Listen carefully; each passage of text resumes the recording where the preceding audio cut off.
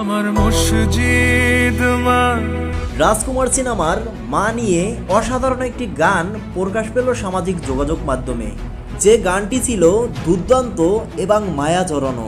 ত্রিভুবনে জনমের সুর, যারা মাকে ভালোবাসেন তাদের কাছে এই গানটি ইতিহাস হয়ে থাকবে এবং যুগে যুগে শুনবে। নামা জগৎ বাড়ির একজন। গানটিতে কণ্ঠ দিয়েছে রিয়াদ। তিনি এর আগে প্রিয়তমা সিনেমায় ঈশ্বর গানটি দিয়ে ইতিহাস সৃষ্টি করছিল। ঈশ্বর কি তোমার আমার মিলন। তবে আবারও রাজকুমার সিনেমায় মা গানটি গেয়ে কাঁদিয়েছে দর্শকদের। গানটিতে শাকিব খানের অভিনয় ছিল এক কথায় অসাধারণ। মায়ের প্রতি সন্তানের ভালোবাসা ফুটিয়ে তুললেন শাকিব খান। ও মা তুমি একবার এসে।